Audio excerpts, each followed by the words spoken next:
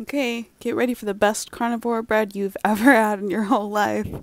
So before I started recording, because I forgot I was recording, I had already separated 6 egg whites into a bowl. So that's what that was the leftover egg whites or egg yolks. And then I added 3 tablespoons of this egg white powder. And what I did is I take 3 level tablespoons and I put them into a small sifter. You don't have to do that, but I find that it's just a little bit easier to blend if I sift it into the bowl. No big deal if you don't actually do that. It'll blend just fine. And then I add 2 tablespoons of beef gelatin. Really, any beef gelatin will work. I've also heard that bone broth, like powdered bone broth, will work, but I have never actually done that myself, so don't take my word for it. My beef gelatin has always worked awesome for me. And then I add 1/4 teaspoon of salt. This is red mineral salt, but I just normally use like normal Himalayan pink salt or whatever I have on hand. Really doesn't matter, just whatever your taste preference is. That's what it looks like. And then I've used a normal immersion blender for this as well. Really kind of any blender that you have will work. I'm working in my mom's kitchen right now, so this is the best tool I had, and it works excellent for me. So I super sped this up. I want to blend it until it has good firm peaks, which takes probably 45 minutes.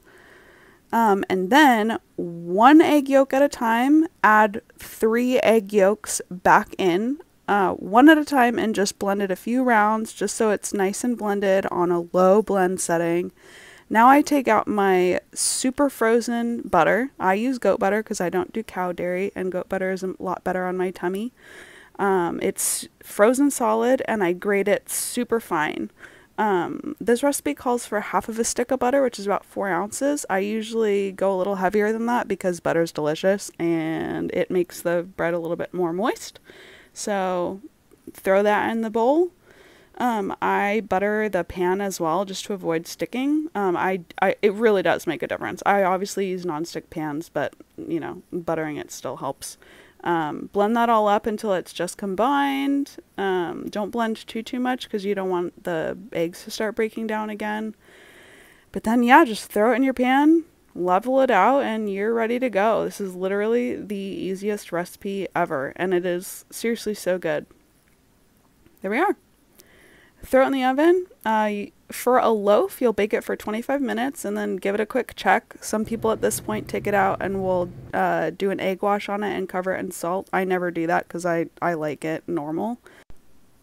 But yeah, as you can see, it is just like normal bread, super fluffy on the inside and has a delightfully crispy, flaky crust. Enjoy!